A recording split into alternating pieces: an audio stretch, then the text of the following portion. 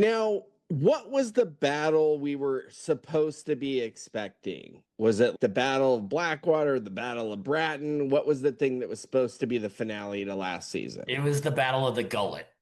Okay, so the Gullet is the Sea War. Yes. Okay. And then that battle with Damon and those jerk offs wasn't as big of a planned battle. No, I think that was more like a skirmish. From my memory of last thing though was like he was supposed to be building that army of the Hatfields and McCoys to go to battle. So The I didn't know if there was more than was expected there, or if that comes later. I just didn't really totally understand that part early. I gotta say, I'm feeling good of all the seasons that we've covered on the podcast. I don't know how many seasons you got packed into the annals of prestigious media. I'll check your mom on the packing of anals first. But I have never felt more prepared for a season of TV than House of the Dragon season 3. Yeah, I felt good about that, and that's why I just wanted to get some initial parameters out of the way because once again, we both watched Game of Thrones, but this is based on a book that's already out. The story's completed. And so I'm definitely flying blind on that. My guess is you've got a little bit more knowledge, but try not to spoil yourself too much. Is that kind of where you're at, or do you Well, pretty so I much know didn't look everything? at it because it didn't read like a fictional narrative. It read like the book of Genesis, where so and so begat so and so, and it skips around fast and loose, and then it dives into more detail. I read Night of the Seven Kingdoms after the first season aired, but I have not read any of this source material, so I am going into this not knowing details or who lives or who dies or any of that stuff. So the And only reason you know the big battle of the gullet is just reading articles or things that last season ended without it and it was starting off this season. Is that kind of the background there? Yeah, and there was some of the production stuff. Obviously, we had some issues with season 2 when we covered it. And I remember right afterwards there being almost an explanation like what the original outline for season 2 is supposed to be, and it was supposed to include it. But I guess HBO and the accountants and the penny pinchers came in and said, no, we got to drag it out. You can only do so many episodes. They did rewrites at the last minute. And I remember knowing that the Battle of the Gullet was what we were leading up to at that cock tease of a season 2 finale. And so I've just been able to retain that part of it.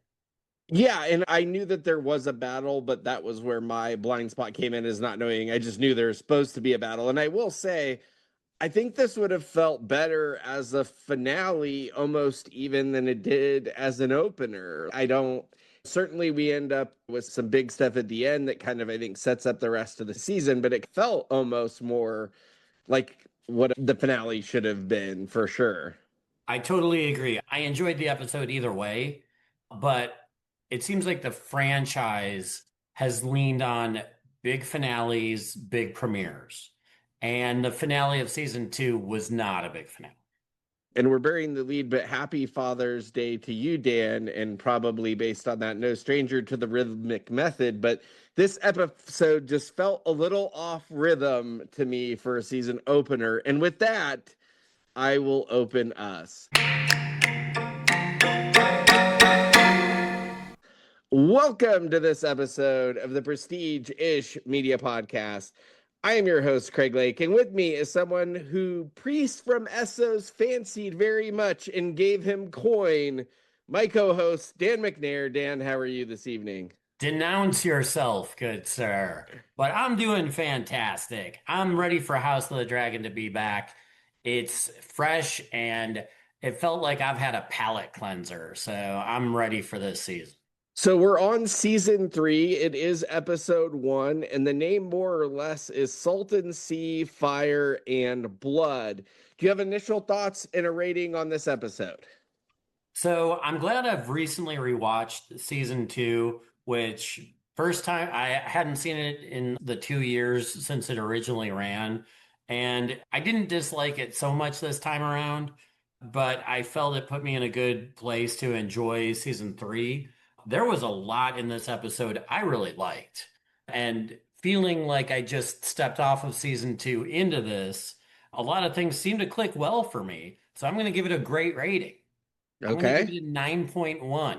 Holy cow, the Russian judge has become the easy guy all of a sudden. So, a few things. If you are interested in our coverage of this show or A Night of the Seven Kingdoms, you can go back into the annals of our podcast lore, as Dan would say. It might be Um, packed in there pretty hard for you. but certainly, we have a season one kind of backtrack, and then we recorded season two. I think possibly with both instant reaction and deep dives. I think most of the season will just be doing longer instant reactions, and so that's probably where we'll land.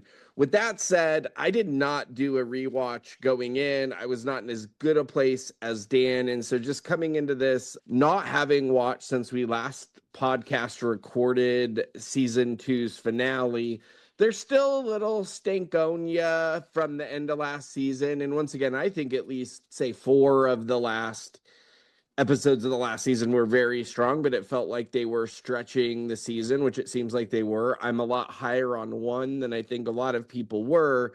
But with all of that said, I think I land about a 7.5 on this first episode. And hopefully, this will get me more in the flow. And we can talk about a little bit more why I land there. And once again, our ratings are more of a feel. This is So an instant reaction. So, yeah. yeah, and not a lot of time. And I will say, if you're interested as well, we just wrapped up covering Widow's Bay. And I would almost say after we finished, I started going back and watching the first few episodes and thinking about the finale more. And I actually felt a little bit better about it with a little more time and also more understanding of the show. So that can happen once again, as Dan mentioned, instant reactions. We start with Sheepstealer and Reyna. Bela, Reyna, it's all happening, but it is Reyna and Sheepstealer. It was foreshadowed a lot last season. Once again, this is something that could have happened at the end of last season, but we get it here. What do you make of this development of her burgeoning dragon relationship with Sheepstealer? My feeling with it was a lot like you said. It was like as if no time had passed from what happened at the end of season two to this. It was almost a match, I think, in some of the shots. Like it was pretty natural, and seeing like one more dragon go to the reds or the blacks or anybody, I guess the non-greens, it feels like they've got a pretty stacked lineup. It feels like there's nine dragons against two right now, which doesn't bode well for the nine dragons because this seems to be the type of thing that's going to have to even itself out over time. Yeah, not to bury the too much, but I would rather see many humans die to one dragon. And so the end was a little interesting. In Sheepstealer, I think you just get it from even just the look of the dragon, right? He just looks a little rough around the edges. Is do you see that with him, or what were your thoughts about the dragon itself? I don't know that I see that, but this does seem like more of a wild animal, something that's grown to adulthood on its own without any sort of training or guidance. Whereas a lot of the Targaryen family, they're born with eggs in their cribs and they grow up together. So this seems a pretty raw deal, but we've got all these bastard dragon riders running around without really knowing they're dragons too. So it could be pretty combustible. I feel you being raised in the wild like that, sheep stealer. But to your point, I think Reyna was one of the ones who her egg never hatched, right? And they just settled on her. She was told stories by the fireside of people who didn't get dragons or like Yeah, she tried with all the dragons and nothing happened, and then now she's got this brand new they opportunity. were, it's okay. I like the smaller ones. The big ones hurt. So, She's a late dragon bloomer. So we get Aemond, who is pissy that Aegon is gone. Lord Larys has bonded with the king. Do you think he makes the king pay him in feet pics for his service? There's some sort of talk about he's got Raven for a throne and a cripple for a protector. Seems a little rough when Larys has just rescued him. Obviously, Larys isn't going to do anything without being self interested, see him burning his whole family to death for more details. And I wanted to see what you made of this as they're pulled over by some of the Rhaenyra loyalists.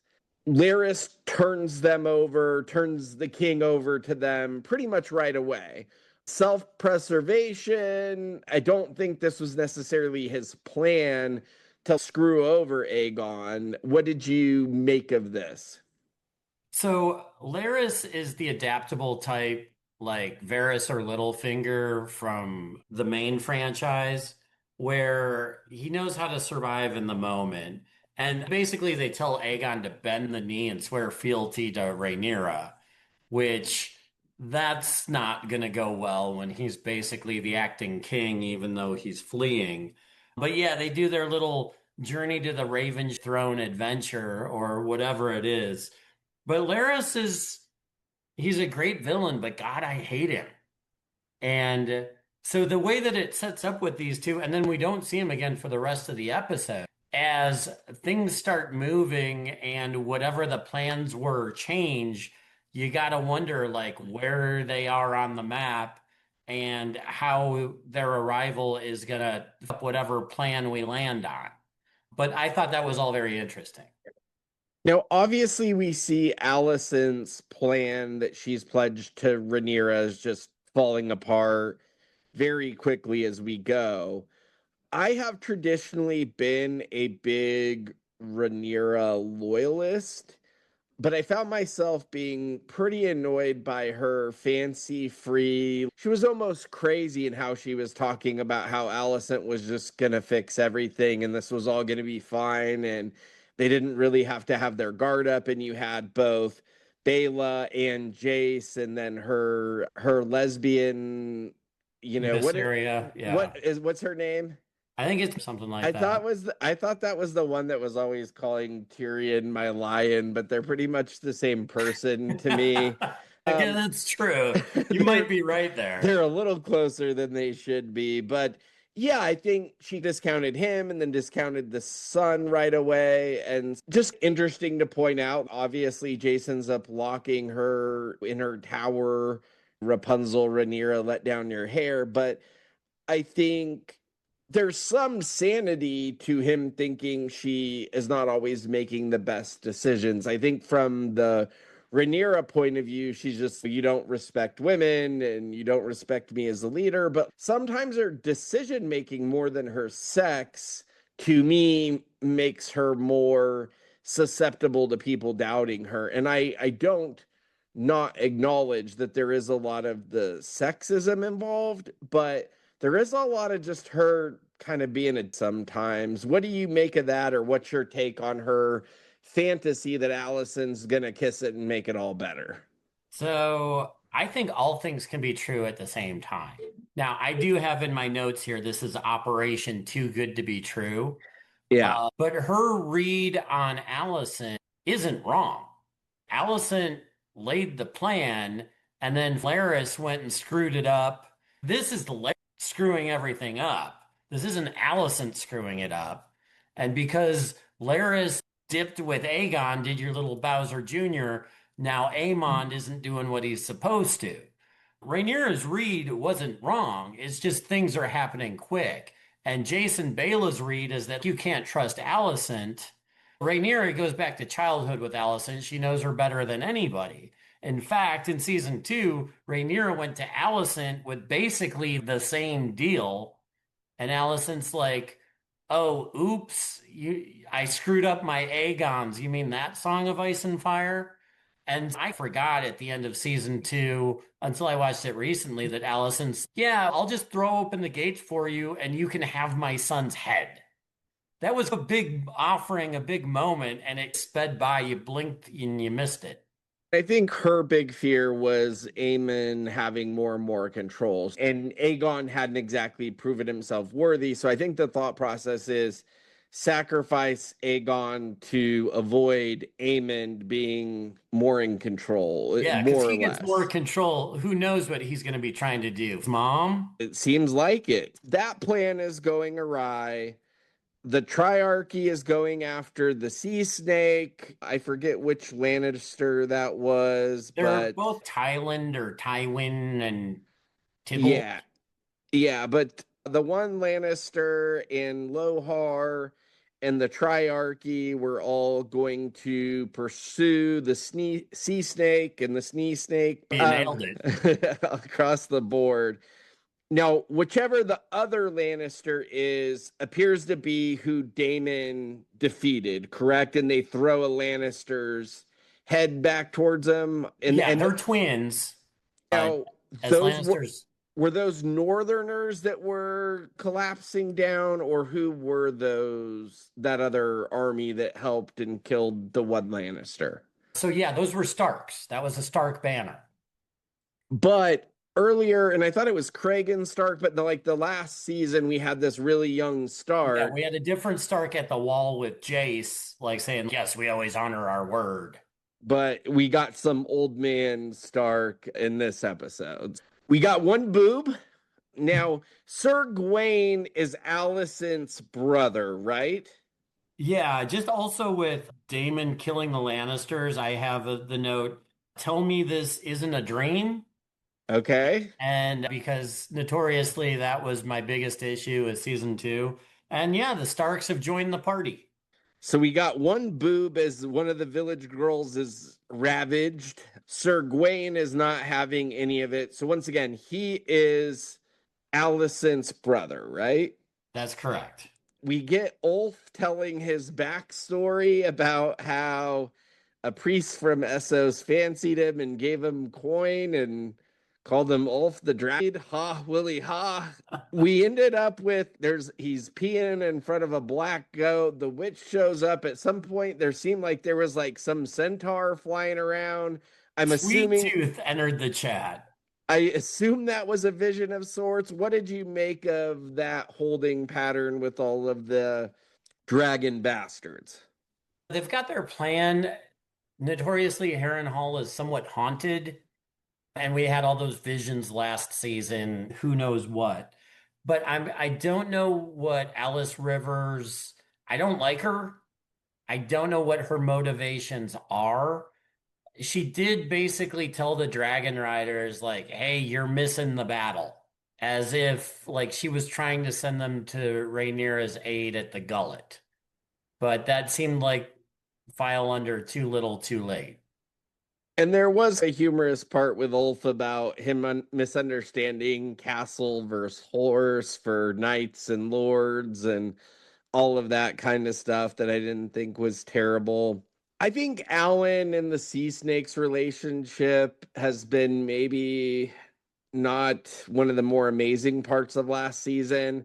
I didn't think this scene was terrible, but I didn't think it was great. But we have their sharing of dragon water. And I guess we don't really know that the sea snake died this episode, right? In terms of the episode, no, we don't know. But I want to say we saw a glimpse of him in the coming up this season that he's coughing up water or something like that. Yeah, so my whole thought process is we haven't seen him die yet, but they have to set up Alan taking over his lead as the sea snake. We saw Sheepstealer fly off. It doesn't seem like Bela has a lot of control, but he Raina. brings Raina, that is correct. Yes. And he brings her back a dead sheep. So that shows some sort of bond with them.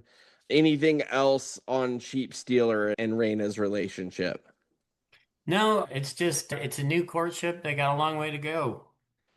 Speaking of courtship, Allison tries to steer Amond in a direction. And go ahead. So we see her write a note. And Yes, I'm that has happened. thinking she's got to write a note to Rhaenyra to say, whoa, don't come to the city. The plan's a fail. Abort, abort. But she doesn't. She writes it to this Ormond Hightower basically giving the king's orders in quotation marks, saying, you just wait there for a couple days. I think my understanding of what that was, didn't Aemon say that the High Towers were going to come and help solidify the city? And so she's trying to keep that from happening. That's my understanding of what's happening Yeah, there. so she's got a choice and she's still trying to get Aemond out of the town. And I'm like, if I was given that choice, I would just tell Rhaenyra, let's try again later. My thought process is she can't get a note to her She just safely. sailed to her.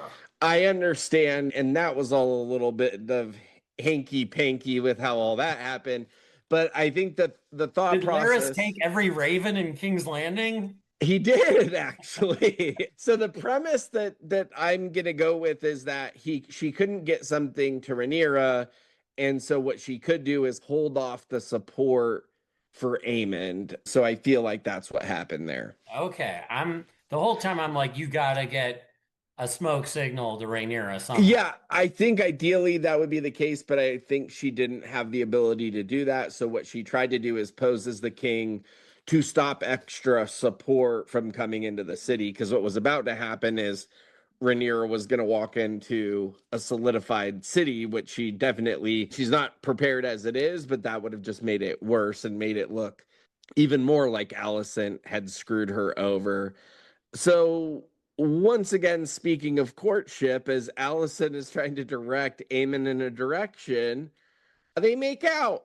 And I don't know. That's exactly what would happened. it I was mean, more you might have called that making out when you were in the Amond role with every girl in well, junior high, but okay, I don't know well, that the girl on the receiving end would consider it making out. the way it was described in the after episode was like his first real kiss, was the way that it was described. So, What about the pleasure house broad that he keeps going back to? The real uh, meaty one. is that him or is that the brother? It must be him. Yeah, so that's a season two thing where originally they took him to a pleasure house, and then as an adult later, he's still going back to the same lady. And there was like a Boogie Nights moment. Well, and Back wasn't in she more motherly to him too? I think he wants to bang his mom, is where this is headed. I And mean, I guess there is a connection that's pretty appropriate. I would say inappropriate, but there is a connection, Pretty certainly. accurate, yeah. Yes, much better choice of words there. So yeah, that's the thing. We It was kind so awkward though. Like you're watching it, you're seeing her eyes open the whole time, and what are you thinking as this is going on?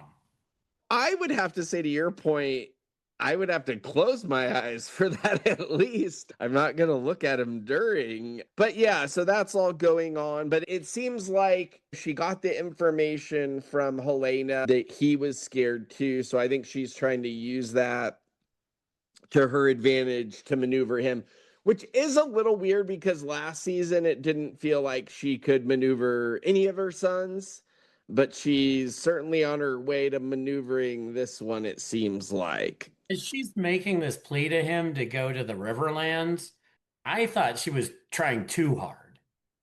Yeah, you would think, And but that Amon is going to have a bullshit radar go up and be like, whoa, you're pressing me too hard and I don't like to be pressured. that's how he was reacting, I feel, in season two. You're on a fresher watch, but I feel like he was reacting more that way. But he's got eyes for his mama. So it's turned him, he's not thinking straight. I thought Jace last season was getting a little weird, and I feel like he started weird this season, and I guess we learn where that's going. But ultimately, he locks his mom up and talks Bela into coming with him to get into the fray at the gullet. Thoughts on Jace's decision here? So I have a note. I had to revisit my post from a couple of years ago with Jason as emo phase being pouty and whiny and things like that. On the Jace control, we have now switched from emo to crazy. He went too far, was acting out too much. Yes, he's trying to protect his mom, but he was being pretty irrational, I thought. Yeah, I thought at least half of last season. It was a bad road turn for him. He wasn't very liked, and certainly at this point isn't likable, which I guess just makes it easier for the audience to deal with his eventual death. Definitely didn't mind him dying, but could have gone without the dragon dying as they go to confront the fist Lohar. Lohar of the Hill people. The fist herself wants to dine on the sea snake's ears. So that's interesting.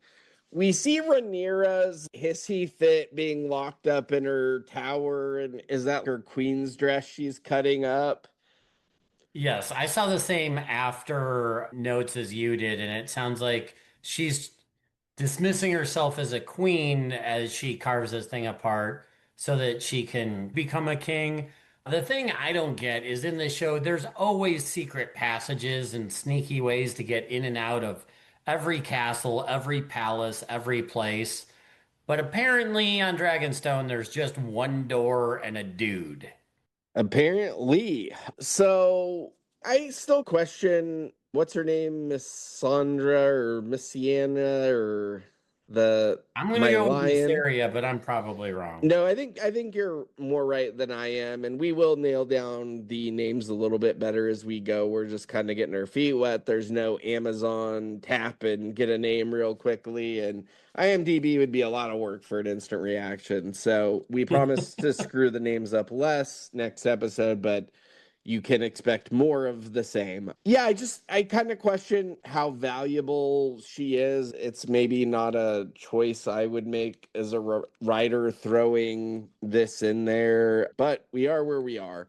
So the sea snake is leading Lohar through the teeth, is what they call it, right? Of that little passageway, yes. Yeah, less teeth, Lohar, I say.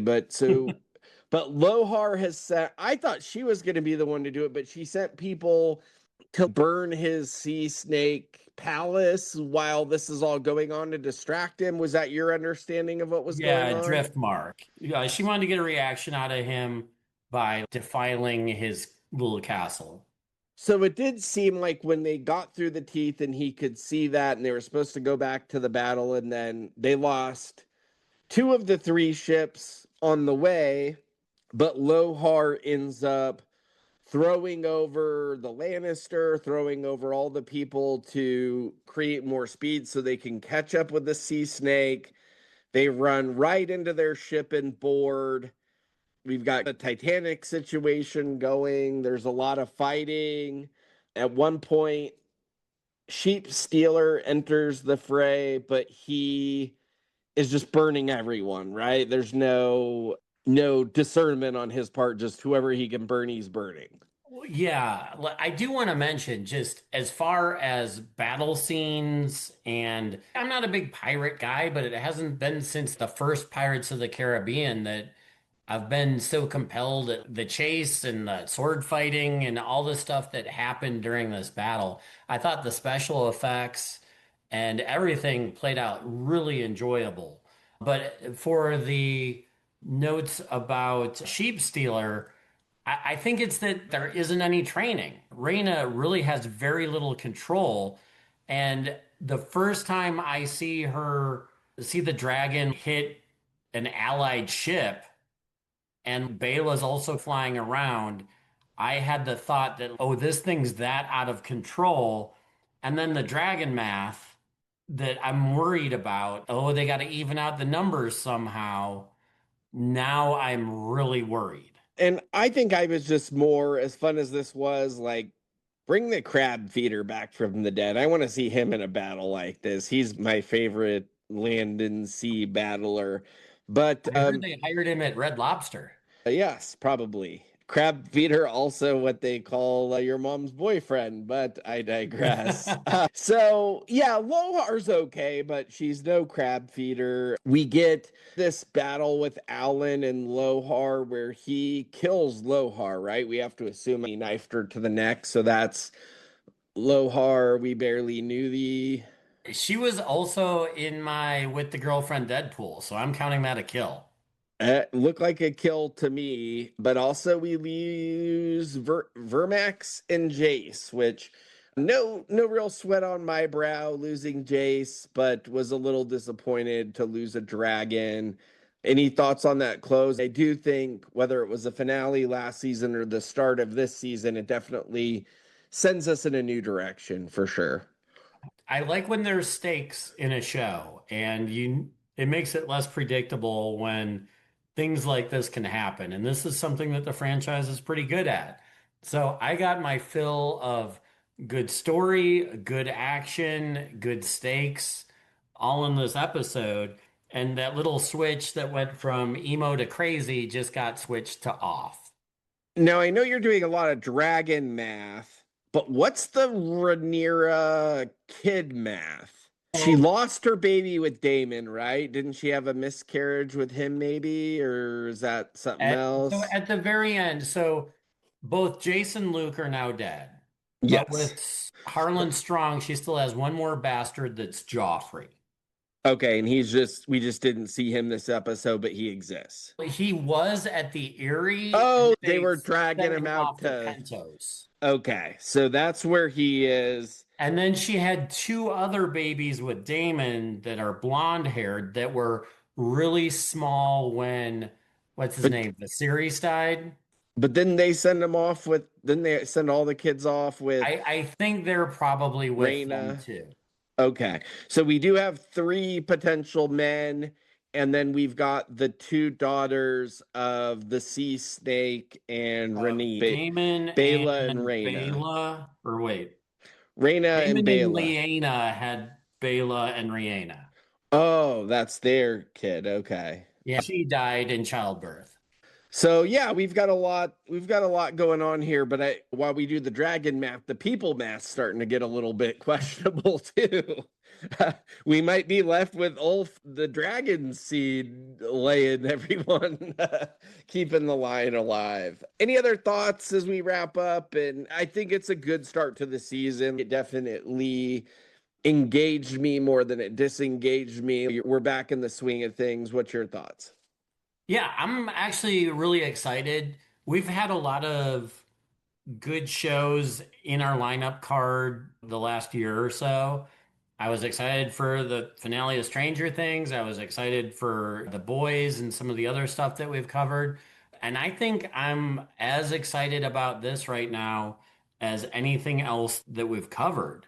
So, I'm really looking forward to it. Now, I'll ask you this. Have they announced if this is the last season of this show?